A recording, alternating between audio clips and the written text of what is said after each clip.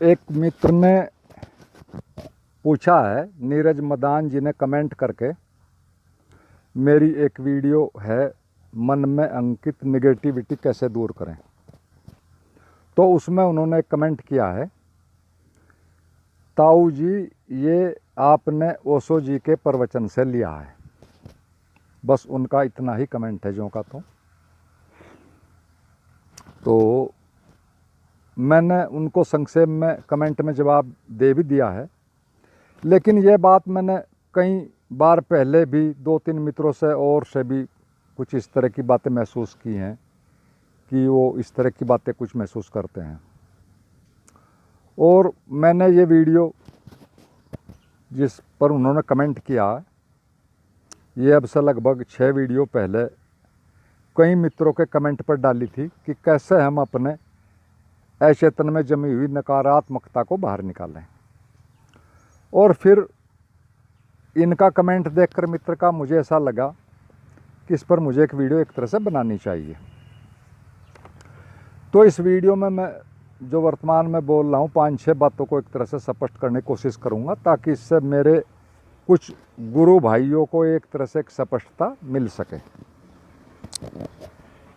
पहली बात तो यह है कि भगवान बुद्ध ने 2500 साल पहले कहा था कि सभी काम की बातें अब से पहले कही जा चुकी हैं और अब तो बस उन पर अमल करना बाकी है। और उनसे भी 2500 साल पहले श्री कृष्ण ने गीता में बहुत कुछ एक तरह से कह दिया था, उसमें कोई कमी नहीं थी।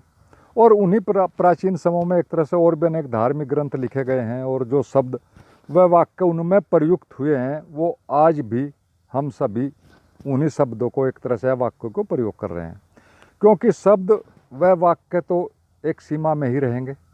जितने नए आएंगे उतने कुछ पुराने उनमें से हट जाएंगे। तो ये तो बात उन मित्रों की थी, लेकिन हमें ये सोचना चाहिए इस बात पर कि उन्हीं वाक्यों को, उन्हीं बातों को लोग फिर क्यों बोल रहे हैं।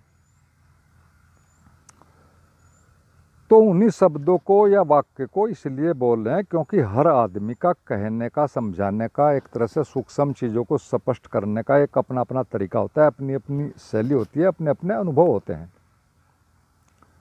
और पता नहीं किसको क्या बात कैसे टच हो जाए, काम कर जाए, लग जाए। और ओशो ने तो सबसे ज़्यादा पुस्तकें पढ़ी हैं, सारी चीज़ें उन्होंने पुस्तकों से ही ली हैं, लेकिन इसका मतलब ये थोड़ा ही कि वो उनकी बात का कोई मतलब नहीं है। उनके अपने कहने का, समझाने का, उनके अनुभव के आधार पर कहने का, उनमें अपनी चीज़ें जोड़ने का एक अलग ही मतलब है।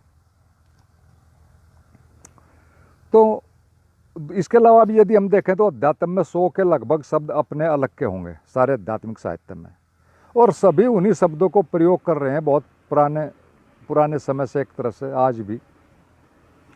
और ओशो के बारे में थोड़ी और बात मैं आपको रिमाइंड करा दूं कि उनके इस समकालीन बुद्ध जे कृष्णमूर्ति के पास साधक 40-40 साल तक लगातार रहे, और फिर बाद में ओशो के भी पास आए वही लोग और बताया कि उन्हें अब तक कुछ भी नहीं घटा है 40 साल में। जबकि उसी समय में ओशो के सानिध्य में आए अधिकतम साधक एक तरह से ध्यान में गतिमान हुए। और इसके साथ ही साथ ओशो ने भी जय कृष्णमूर्ति के बुद्धत्व को भी बार बार स्वीकारा अपने प्रवचनों में, उनकी अनेकों जगह प्रशंसा भी की है।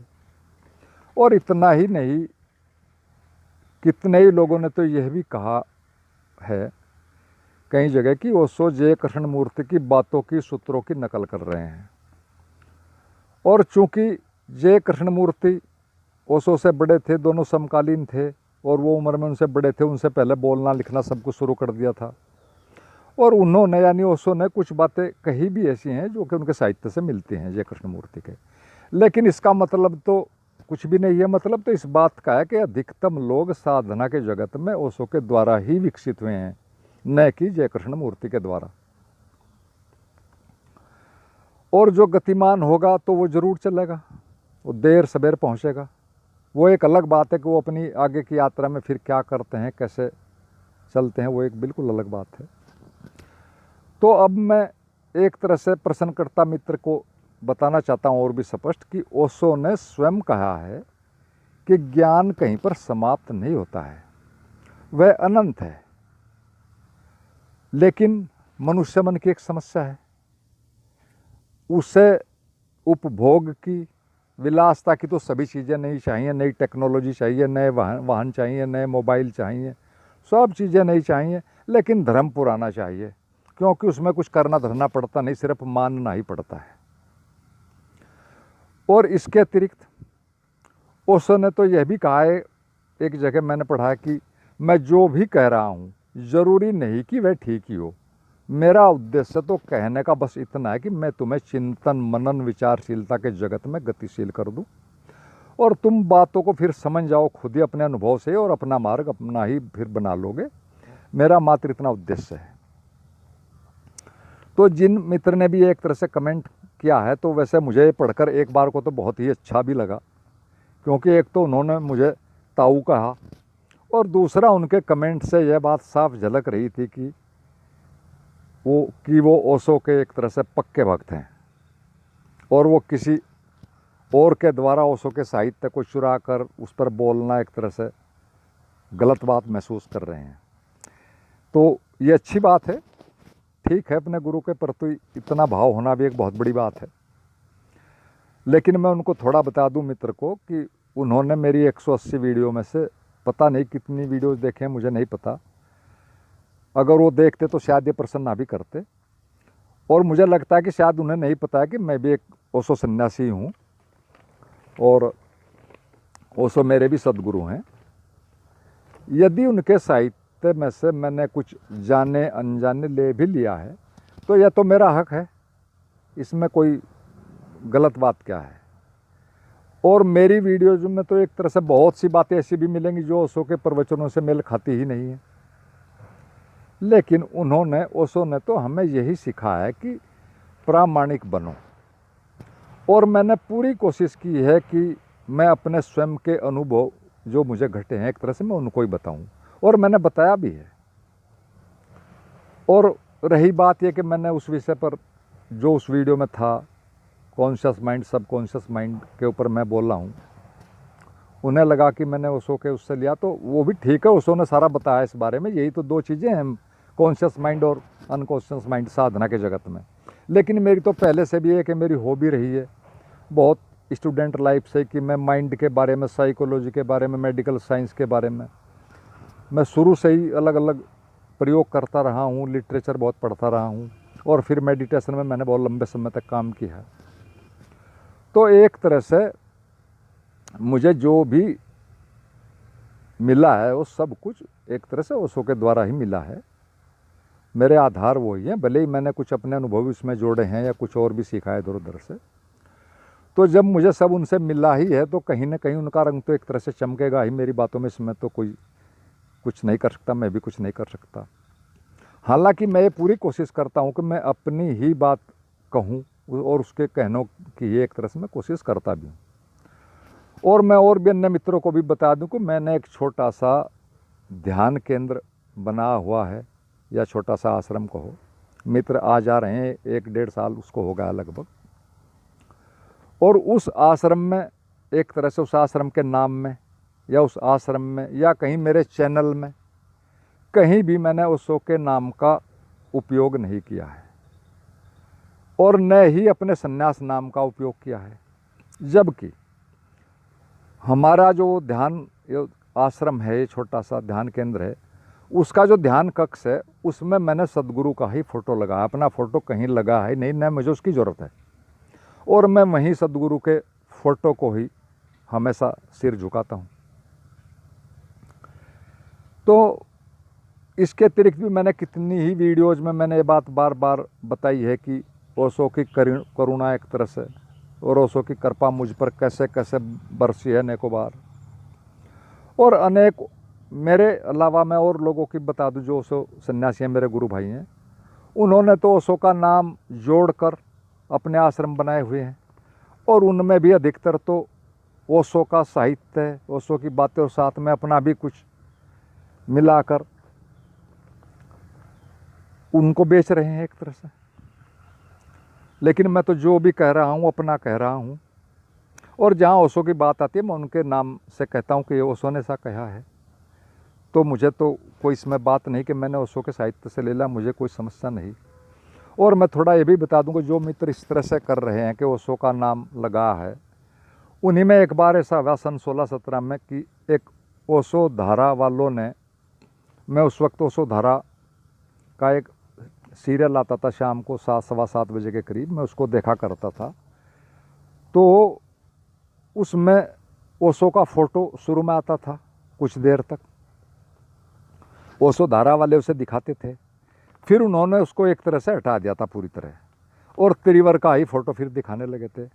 फिर सन 17 में मुझे एक पुराने मित्र मिले जो ओशो धारा में चले गए थे, और वो उस समय पर ओशो धारा के एक तरह से आचार्य जैसे किसी बड़े पद पर भी थे। मैंने उनके बारे में सब पता चलता रहता था, वो मेरे मित्र थे, मिलना भी कभी कभी होता था।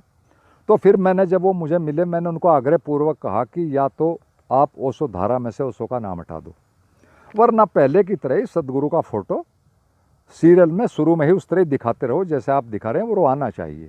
और जो आप कर रहे हैं उनका फ़ोटो हटा दिया, ये एक तरह से बिल्कुल ठीक नहीं है। मैंने उनको बहुत ही एक तरह से पूरे जोर के साथ कहा, और फिर मुझे पता नहीं कि मेरे कहने से या कैसे फिर सीरियल में ओशो का फ़ोटो एक तरह से आने लगा था, और शायद अब भी आ रहा है।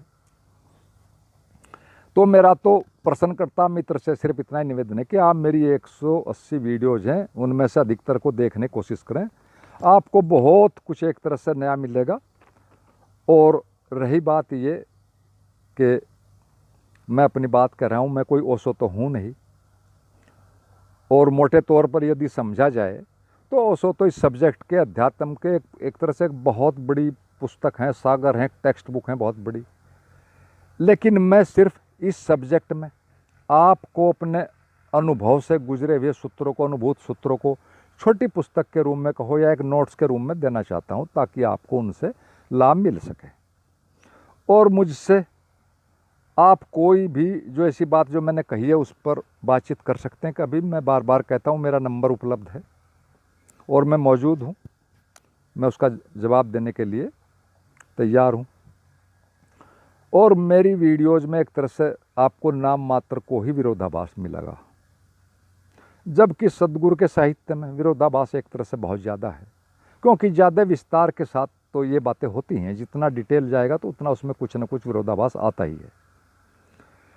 तो जितना बड़ा होगा साहित्य, जितने विरोधाभास होंगे, फिर वहाँ पर उतने ही ज़्यादा आपके मन को एक तरह से ये चांसेस मिलेंगे कि वो आपको धोखा दे सके, आपको भटका सके।